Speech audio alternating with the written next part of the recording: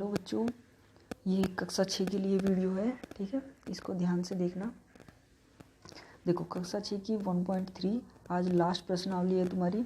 बाकी मैंने 1.2 और 1.1 ये आपको करा दी है। अब देखो, ये वाली करते हैं, लास्ट है, आज पूरी हो जाएगी। देखो, व्यापक नियम का प्रयोग करते हुए निम्नलिखित में से प्रत्येक का अवकलन कीजिए। ठीक है, व्यापक नियम का उपयोग करना है और इनका अवकलन मतलब इनका मान ज्ञात करना है। अवकलन मतलब आकलन करना, अंदाज़ा लगा देना। ठीक है, ध्यान रखना, अंदाज़ा लगाना है कि कितना इसका जोड़ के कितना लगभग आ सकता है। ठीक है, अंदाज़ा लगाना एक तरह से अवकलन कहलाता है। ठीक है, अब देखो, सबसे पहले हमें इसके ज्ञात करने के लिए हमें सबसे पहले कुछ चीज़ों का पता होना चाहिए ध्यान से, जैसे कि सन्निकट मान क्या होता है। सन्निकट मान क्या होता है ये हमें पता होना ज़रूरी है। सन्निकट मान मतलब निकट वाला मान। ठीक है, निकट वाला मान। अब उदाहरण देख लीजिए कि मान लो कि मेरे पास एक 3 संख्या है।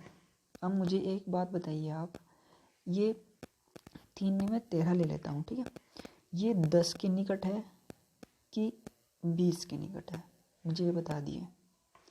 जो 13 संख्या है 10 के ज़्यादा नज़दीक है या फिर 20 के ज़्यादा नज़दीक है। 10 के ज़्यादा नज़दीक होगी। ठीक है, क्योंकि देखो 10, 11, 12, 13 यानी कि हमें कम से कम इसमें 3 जोड़ना पड़ेगा। अगर हमें 10 से 13 पे जाना होगा तो 3 जोड़ना पड़ेगा। यदि हमें 13 में से 13 को 20 के पास ले जाना पड़ेगा तो उसमें कितने जोड़ने पड़ेंगे, +7 जोड़ने पड़ेंगे। तो इसलिए ये इससे काफ़ी दूर है और ये इसके निकट है, तो इसलिए 13। ठीक है, 13 का निकट मान क्या होगा, 13 का निकट मान हो जाएगा 10। ठीक है, तो उसी तरह से हमें सवाल करने हैं। ठीक है, 13 का निकट मान जो जिसके पास जाने में कम समय लगता हो और कम संख्या में घटानी या जोड़नी पड़े, वही उसका सन्निकट मान हो जाता है। एक एग्जाम्पल और देख लीजिए। ठीक है, एक एग्जाम्पल देखो, मान लो कि ये मेरे पास 45 है। ठीक है, ये मेरा 100 है। ठीक है, और ये मेरा 10 है, या इसको मैं 50 मान लेता हूँ। चलिए, इसको मैं मान लेता हूँ 50 मान लेता हूँ। ठीक है, अब मुझे बताइए कि 45 को 50 के पास जाने में से लगेगा या फिर 100 के पास जाने में। तो 50 के पास जाने में। ठीक है, क्योंकि इसमें मुझे 5 जोड़ना पड़ेगा और इसमें एक बहुत बड़ी संख्या, इससे भी बड़ी संख्या जोड़नी पड़ेगी, इसलिए क्या हो जाएगा, ठीक है, 55 के लगभग इसमें जोड़ना पड़ेगा। तो ये कम है, तो इसके निकट का मान क्या हो जाएगा, 50। ठीक है, अब इसी तरह से हमें ये सवाल करना है। देखो, कहता क्या है कि 730 + 998, इसको हमें जोड़ना है।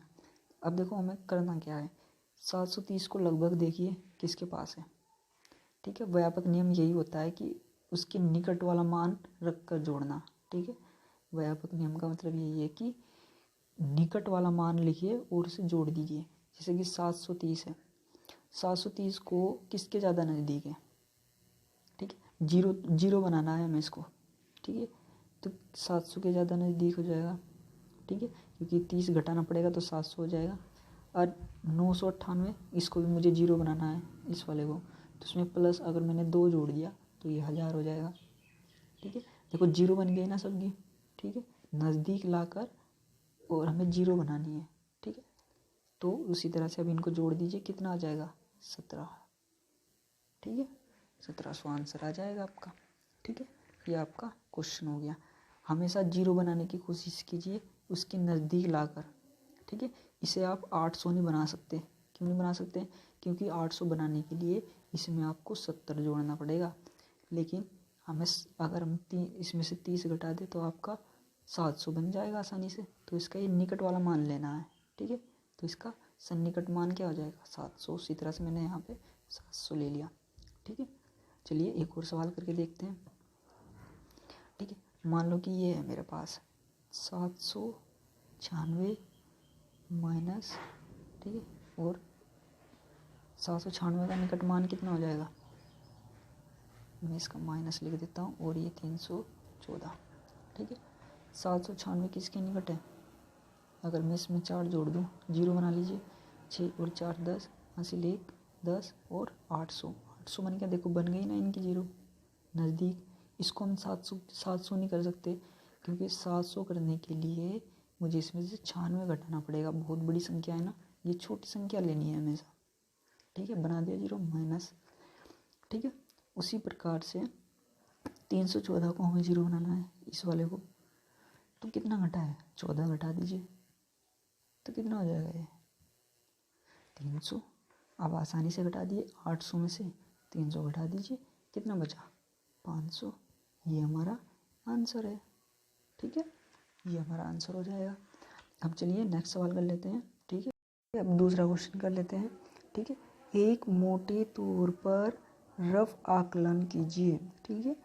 आकलन करना है, अंदाज़ा लगाना है, 100 तक सन्निकट करना है, और एक निकटतम आकलन 10 तक सन्निकटन कीजिए, ठीक है। तो चलिए पहला क्वेश्चन कर लेते हैं। देखो पहले 100 तक सन्निकट का मतलब है कि आप 2 0 भी कर सकते हैं, ठीक है, ठीक है। तो यानी कि जो 2 0 तक उपयोग करना है, और 10 का सन्निकट है 1 0 भी, आप 1 0 के निकट भी पहुँचा सकते हो, और 2 0 के निकट भी पहुँचा सकते हो, ठीक है।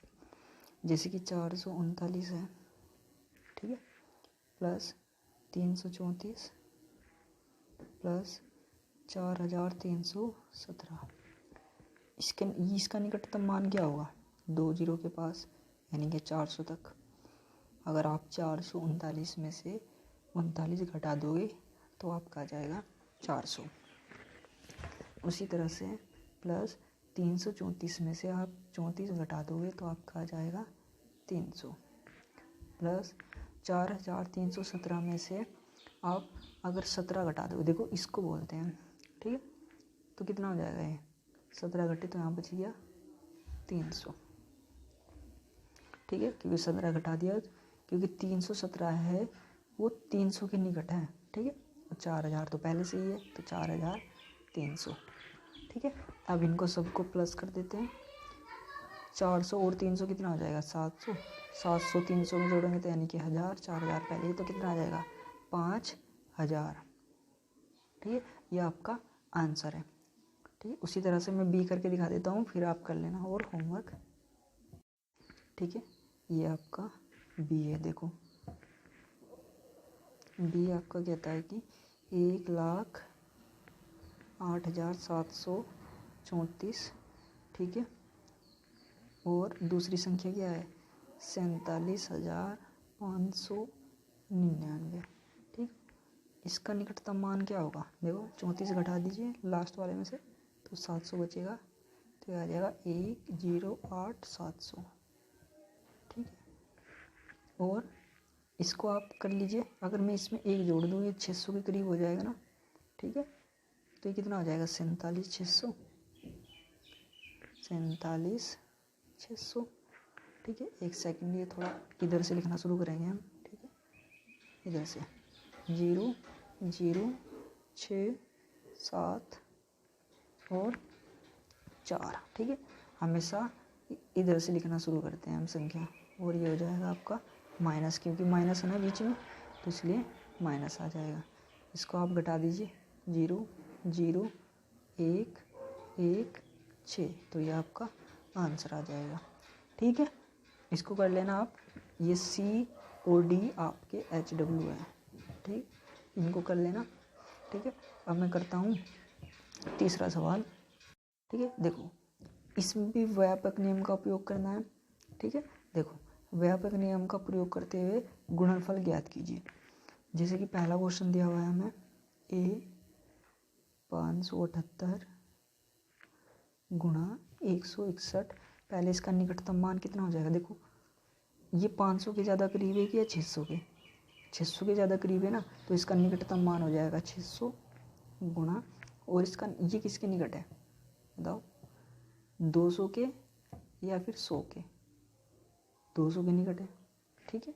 तो 200 की ये हो जाएगा आपका निकटतम मान इसका, इनकी गुणा कीजिए, 2 छक्की 12 और 0 कितनी लगेगी 4, 1 2 3 4, ठीक है।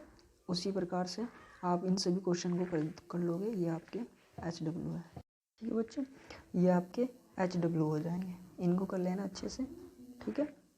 चलिए।